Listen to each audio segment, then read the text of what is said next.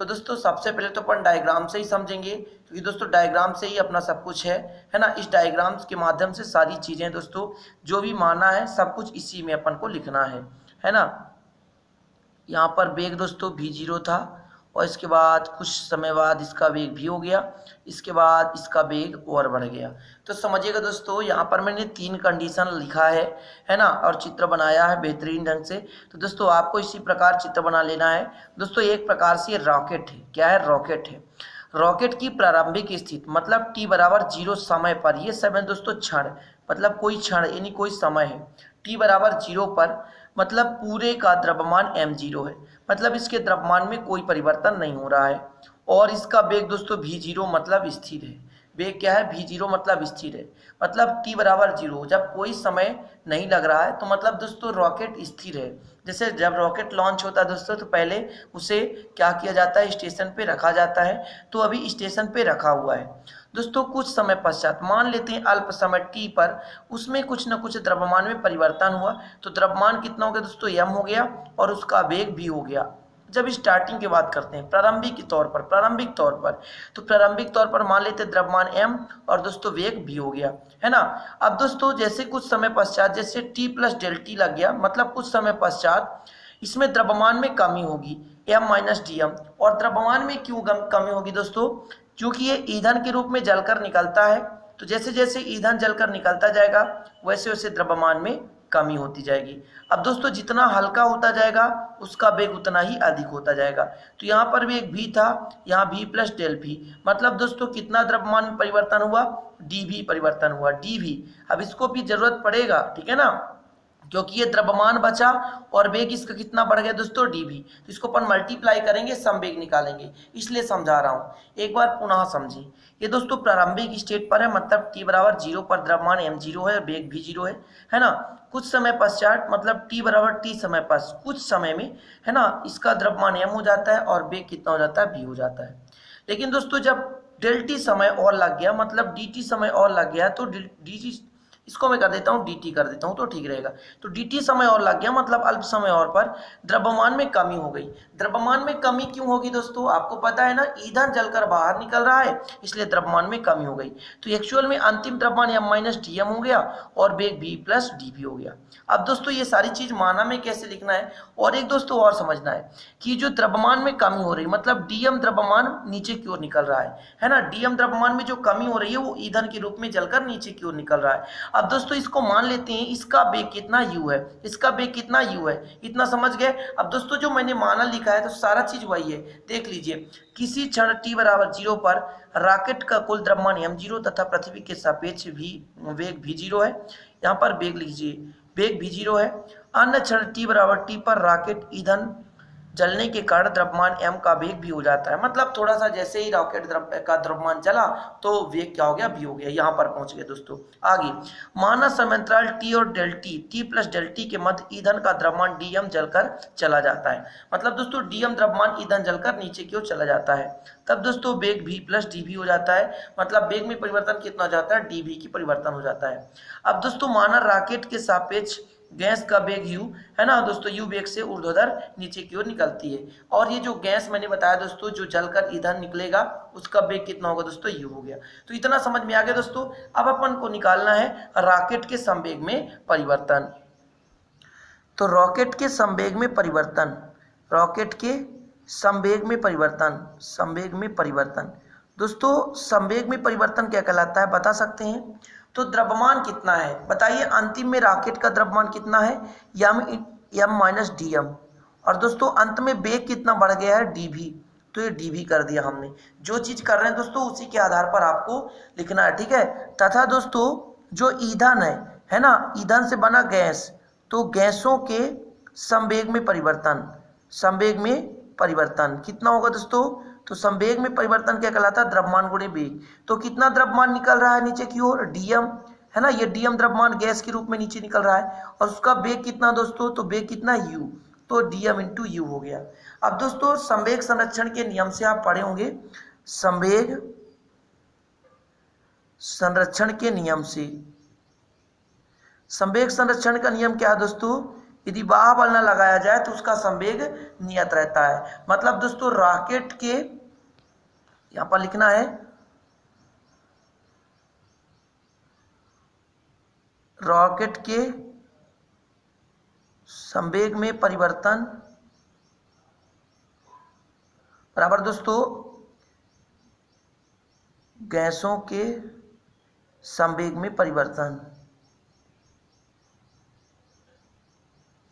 ये क्या है दोस्तों, रॉकेट के संवेग में परिवर्तन। थोड़ा सा सही से लिख लीजिएगा।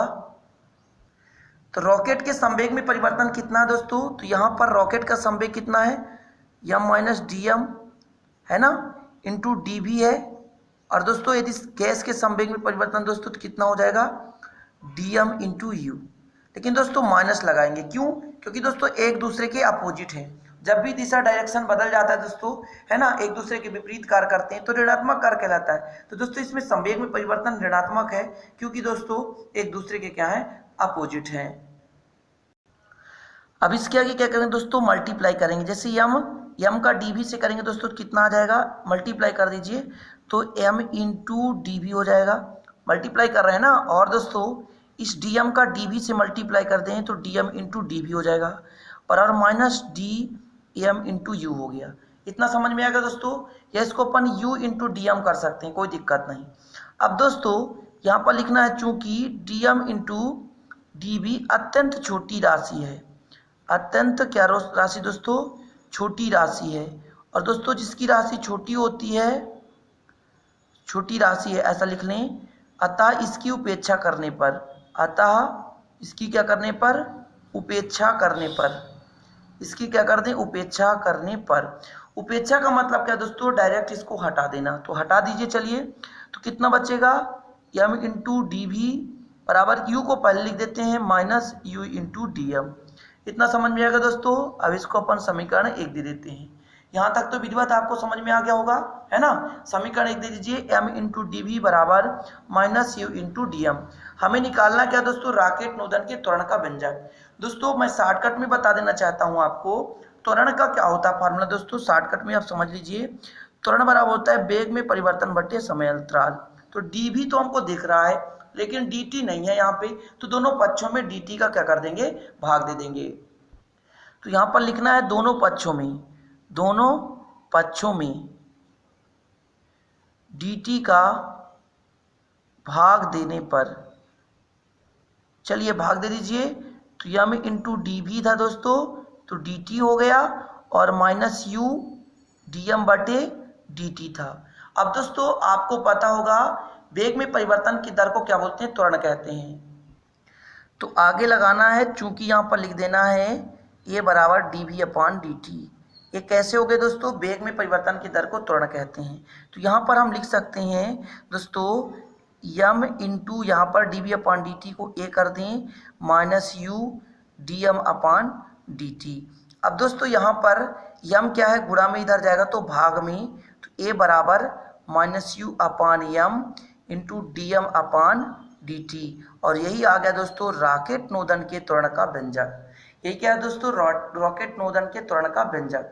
अब दोस्तों ये किस किस पर निर्भर करता है, तो ये दो चीजों पर निर्भर करता है दोस्तों। एक तो D M upon D T, मतलब द्रव्यमान कितना बदल रहा समय के साथ, है ना। तो दोस्तों जितना ज्यादा D M upon D T है क्या दोस्तों, तो जैसे मैंने एक रॉकेट बनाया ऐसा, है ना, रॉकेट बनाया दोस्तों, रॉकेट ऊपर की ओर नीचे से द्रव्यमान निकल रहा है, मतलब डीएम नीचे की ओर निकल रहा है।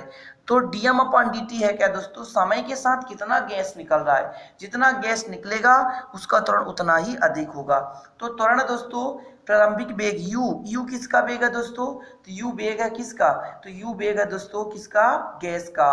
तो गैस का वेग जितना ज्यादा निकलेगा उतना द्रव्यमान निकलेगा दोस्तों, त्वरण उतना ही अधिक होगा।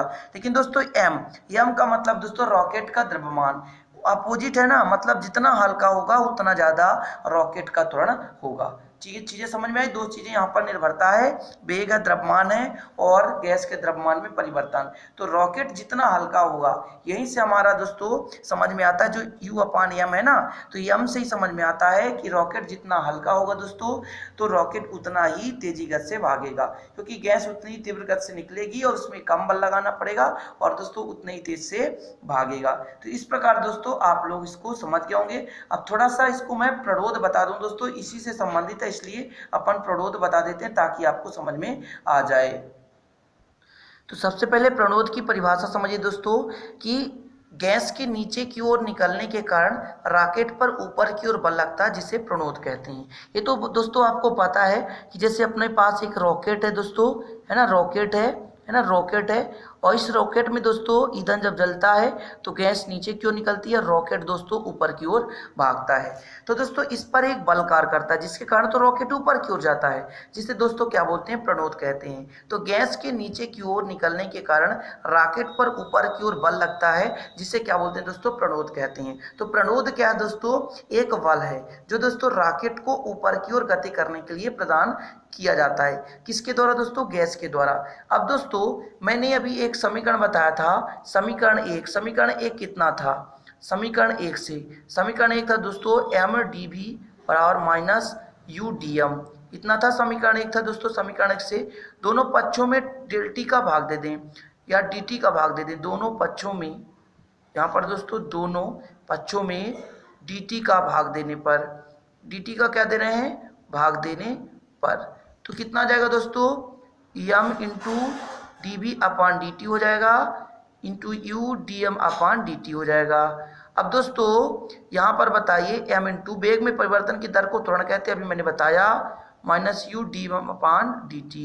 अब दोस्तों न्यूटन की गति के द्वितीय नियम से आप पढ़े होंगे कि दोस्तों F बराबर क्या होता है, m है ना, तो यहाँ पर मैं लगा दूं F बराबर माइनस udm/dt। तो दोस्तों ये आ गया अपना क्या, प्रणोद का व्यंजक।